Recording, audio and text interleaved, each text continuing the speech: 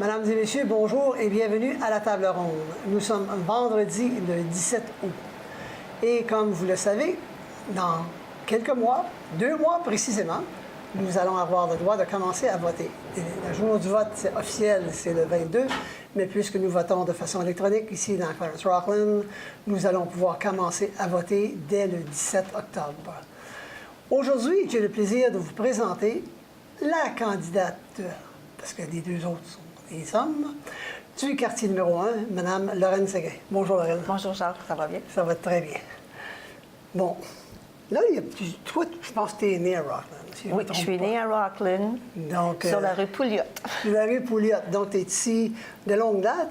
Mais Rockland a bien changé. Moi, quand je suis arrivé au début des années 60, il y avait à peu près 3000 de population. Puis là, Rockland, c'était un petit peu plus gros. Ah, pas mal plus gros. Donc, il y a des gens que si leurs enfants sont pas allés à l'école Sainte-Trinité ou des choses semblables, qui ne connaissent pas vraiment. Donc, moi, j'aimerais t'inviter à te présenter, nous parler de tes expériences. Si tu es marié, tu as des enfants, ou tu fais du bénévolat, quelle est ton implication communautaire dans ta vie, dans quoi as-tu travaillé? Moi, je viens de le dire. Oui, justement, c'est ça. Tu as dit le secret. OK, voilà, oui. Alors, bonjour tout le monde. Je suis originaire de Rockland. J'ai tout fait mes études à Rockland. Et ensuite, je suis allée à l'École normale de l'Université d'Ottawa. Et ensuite, j'ai continué pour mon baccalauréat en art, concentration histoire. Et j'ai commencé mon enseignement en 1969 ici à l'École Sainte-Trinité. Mais dès mes débuts, même comme étudiante à l'ESCAL, j'étais une personne qui aimait être impliquée dans des comités. Alors, j'ai été dans des comités pour le sport, j'ai été dans des comités pour les annuaires, des comités pour les soirées de finissant, et même parce que je favorise beaucoup le hockey. Je suis une fanatique du hockey, mais je ne dirais pas pour quelle équipe parce que je ne veux pas me faire des ennemis. J'ai aussi été avec cheerleader. Ah oui? Ou souleveuse de claques ou quoi que ce soit. Alors, mon école normale, je l'ai fait de 67 à 69 parce qu'il y avait un cours de 2 ans qui était offert. Et puis là aussi, j'ai été engagée dans beaucoup de comités. Alors, comité exécutif, comité législatif, récréatif, ainsi de suite. Quand j'ai commencé ma carrière d'enseignante à l'École Sainte-Trinité en 69, mon premier groupe d'élèves était une trentaine d'élèves en 4e année.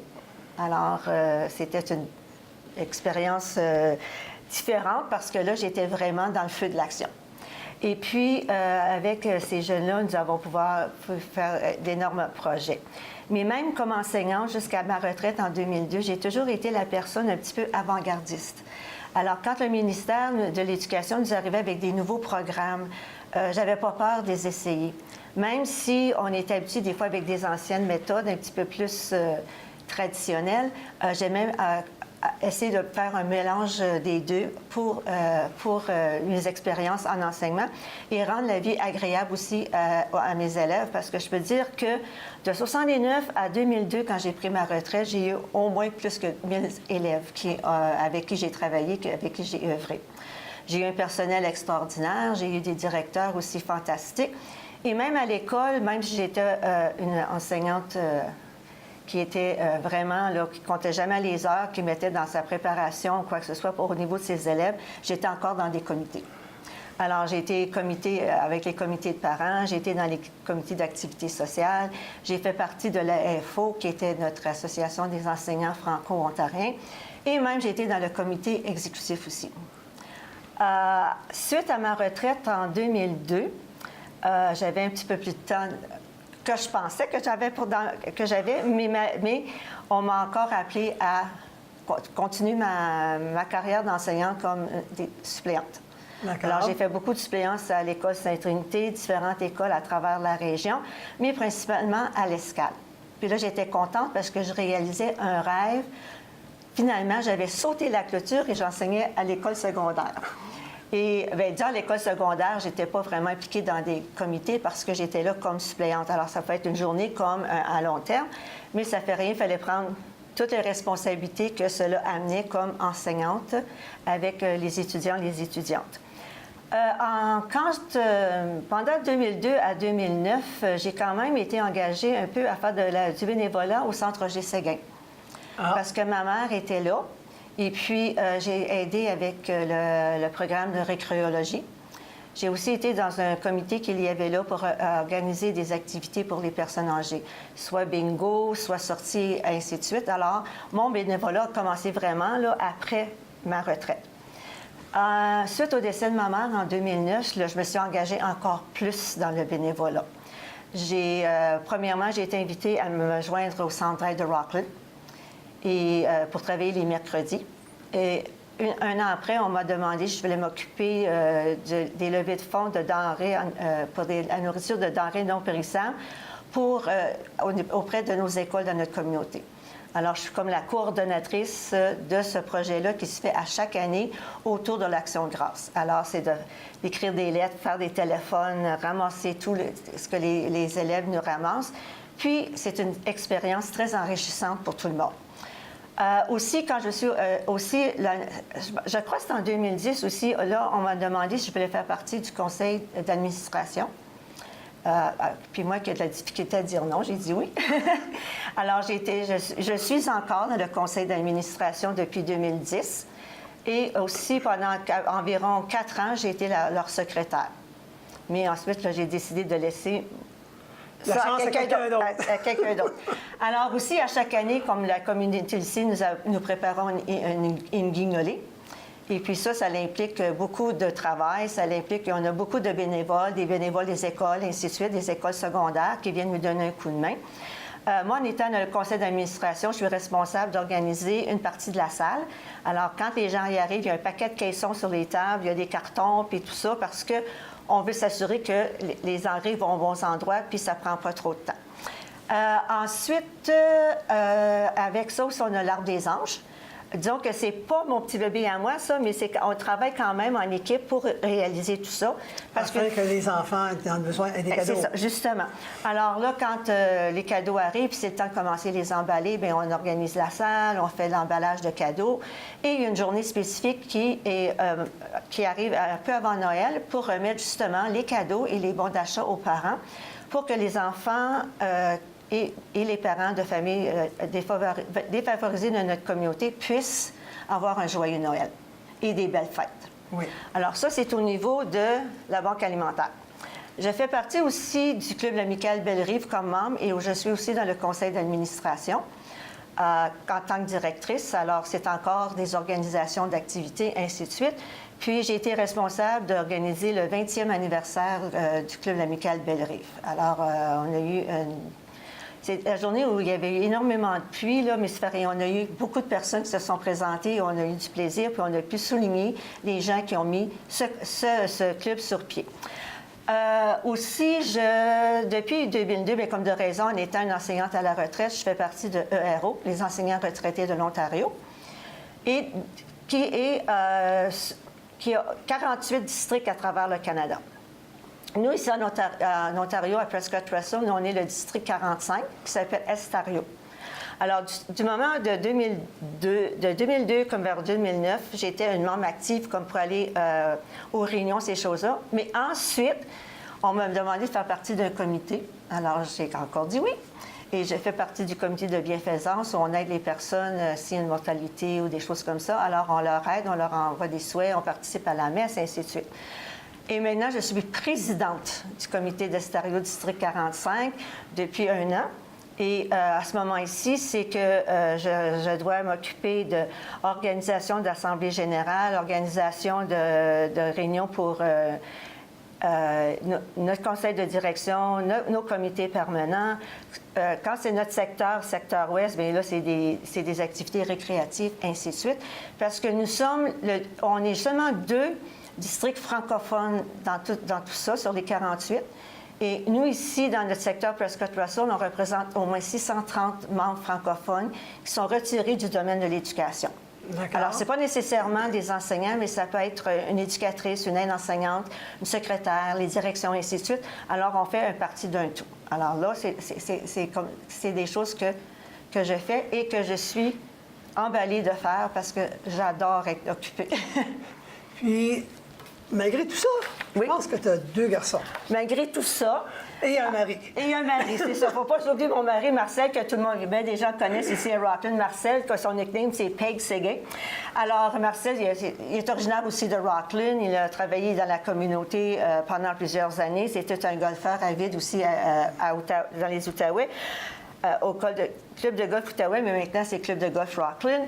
Il a été même dans le comité organisateur du Rockland Open, mais là, maintenant, c'est revenu. Alors, je suis bien contente pour ça.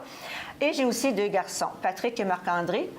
Patrick va avoir sa fête bientôt et Marc-André, bien lui, c'est en février. J'ai 2 garçons qui sont très dynamiques. J'ai 2 garçons qui ont été dans les sports et le sont encore dans des sports. Et même mes 2 garçons m'ont donné, je pense, mes cheveux blancs parce qu'ils ont été des courseurs d'automobile. Alors, ils ont fait de la course d'automobile. Marc-André, plus dans la région, mais Patrick, plus professionnellement. Alors, on se promenait ici, en Ontario, au Québec et même aux États-Unis. Maintenant, tout ça est fini, mais les 2 viennent de s'engager dans du vélo. Alors, du vélo un peu compétitif. Alors, tout pour me faire garder mes cheveux gris. Et t'assurer que tu demeures en santé au cas qu'il y ait besoin de toi. C'est ça, justement.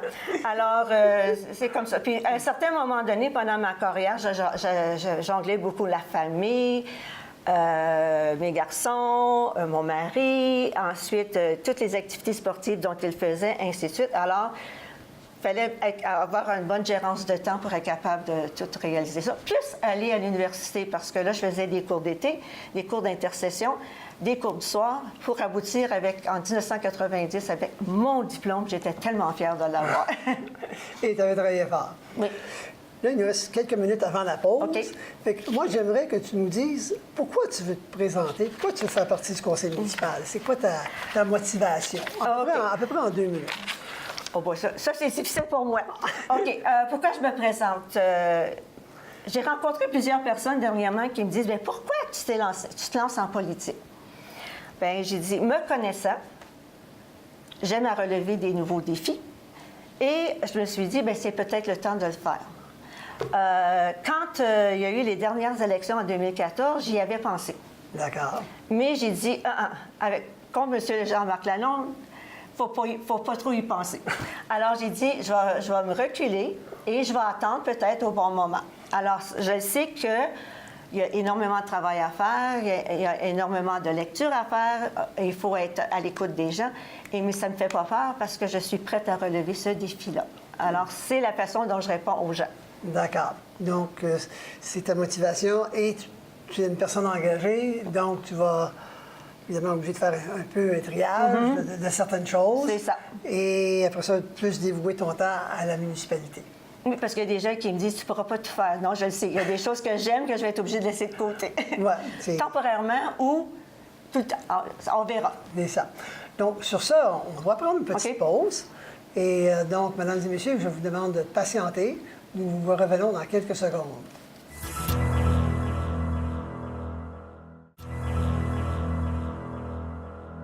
Merci d'être demeurés avec nous, mesdames et messieurs. Nous continuons notre discussion avec Lorraine Séguin, candidate pour le quartier numéro 1. Là, Lorraine, quand on veut se présenter en élection municipale, on regarde pour dire aux gens, mais voici les besoins, voici ce que je veux améliorer, etc. Donc, moi, j'aimerais ça que tu nous présentes ta plateforme électorale. Une des premières choses, ce serait la prudence fiscale. Parce que nous avons pour les taxes, ainsi de suite, les gens, des fois, disent, bien, ça nous coûte trop cher, les taxes sont élevées, ainsi de suite. Et pour les dépenses, ainsi de suite. Alors, j'aimerais que ça soit une prudence fiscale. Ensuite, continuité pour l'amélioration des infrastructures. Je sais que dans le moment, le conseil municipal a un plan pour les prochains 10 ans pour améliorer les infrastructures de notre belle communauté.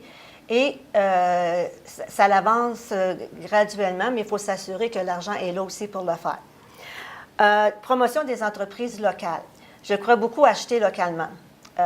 Si je ne le trouve pas, c'est sûr que je vais faire comme tout le monde, je vais aller à l'extérieur, mais règle générale, je dirais 99 du temps, je suis ici à Rockland pour pouvoir faire les achats ici parce que je trouve ça important de garder nos commerces puis de garder ces gens-là qui nous rendent quand même un service très utile. Le développement d'un parc industriel, nous en avons un dans le moment, mais un jour, il n'y aura plus de place. Il reste Je pas pense bien qu'il est comme pas- c'est là. non, je pense qu'il est pas mal rempli. Alors, ce serait peut-être avantageux d'avoir un autre site pour un parc industriel pour attirer ces gens-là, les entreprises par chez nous, parce que ça peut aider du niveau des taxes aussi. Je sais que le gros empêchement, souvent, c'est la route 17, qui est un projet que j'espère que un jour qui va vraiment aboutir à quelque chose. Mais je sais que le travail se fait, puis je sais qu'il y a beaucoup de personnes qui sont impliquées à vraiment apporter ce projet-là à terme.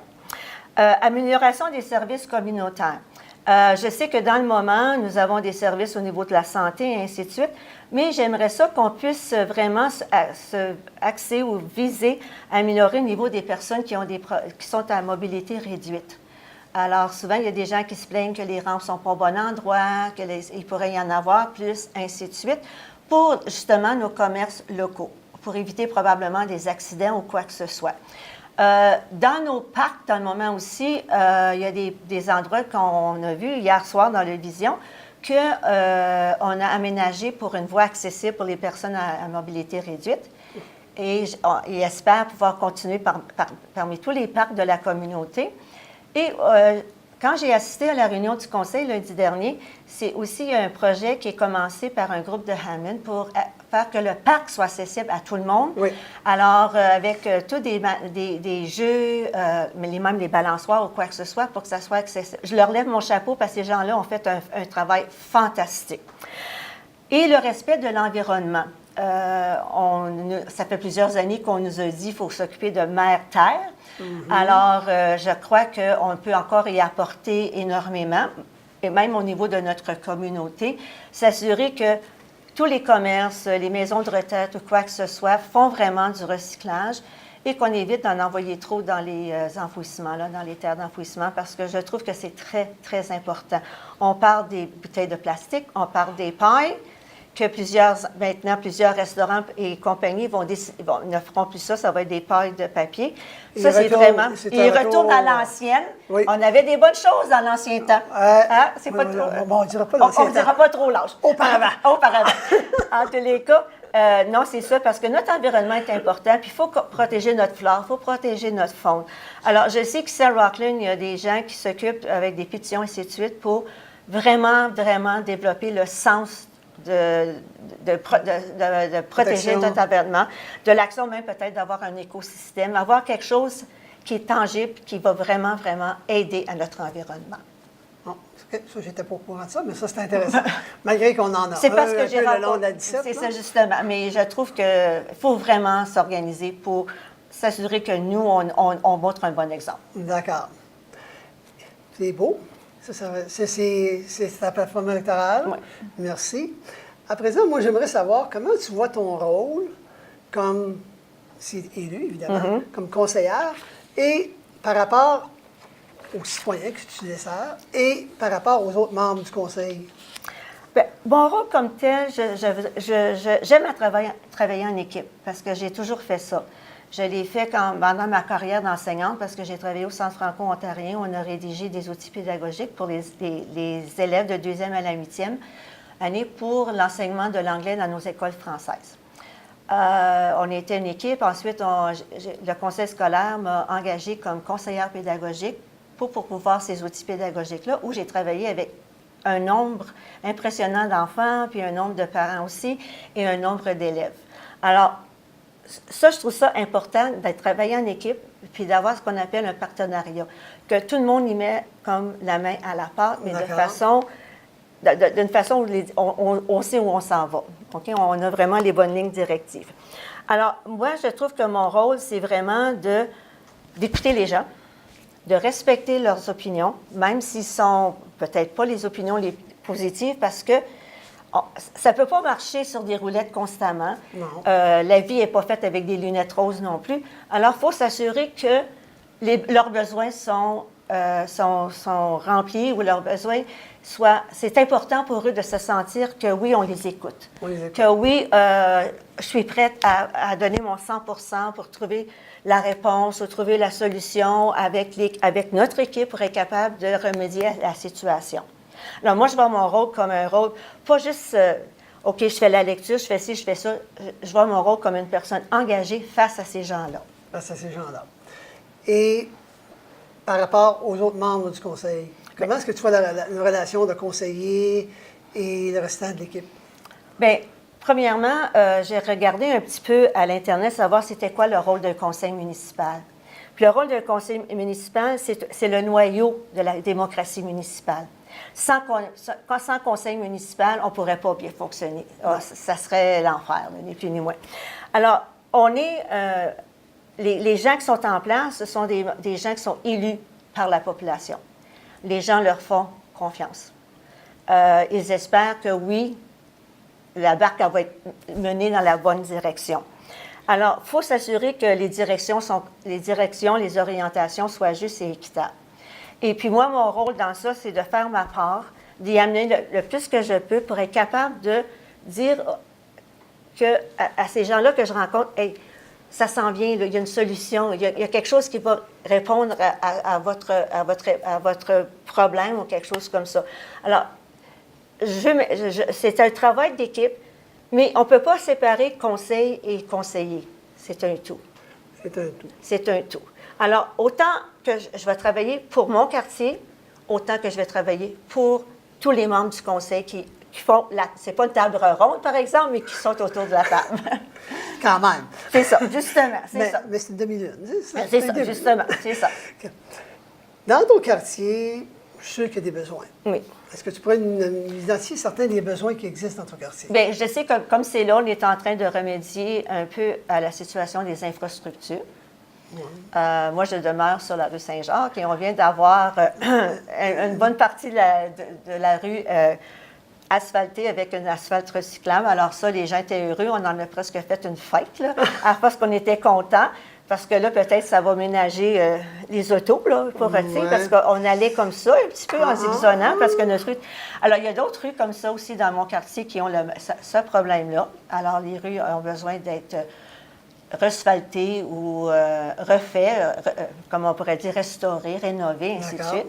Ça, c'en est un point de vue. Je sais aussi que dans ma section de commerce, c'est pas tout le monde qui fait du recyclage là, au niveau de soit de canettes ou de bouteilles ou quoi que ce soit. Alors, sur l'environnement, j'aimerais que ça soit mieux respecté. J'ai beaucoup de commerces aussi locaux, alors j'aimerais que les gens y aillent un petit peu plus. Mais c'est toujours être à l'écoute de mon monde. Toujours. Je sais qu'il y en a des gens qui aimeraient avoir le long, peut-être de la rue Saint-Jean, une piste cyclable. Alors, pour des sports. Il y a des personnes qui m'ont rencontré, ils ont dit « Ah, ça serait peut-être fun si on avait comme déjà une piscine municipale. » Parce que c'est pas tout le monde qui peut avoir la piscine dans la cour ou même aller au Y aussi.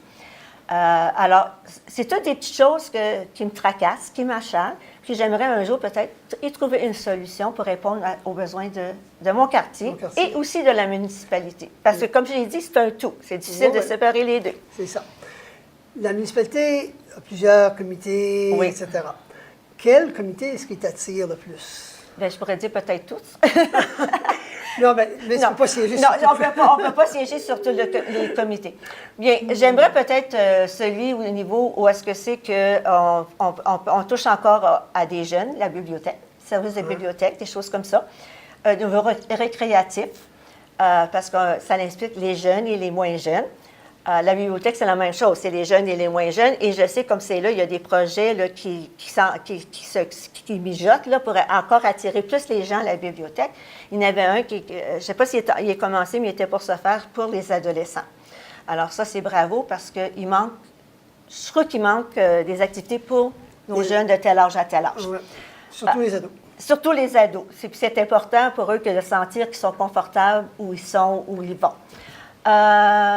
Ensuite, l'environnement, c'est sûr et certain. Mais celui, comme c'est là, qui me tient un petit peu plus à cœur, c'est l'accessibilité aux gens à mobilité réduite. D'accord.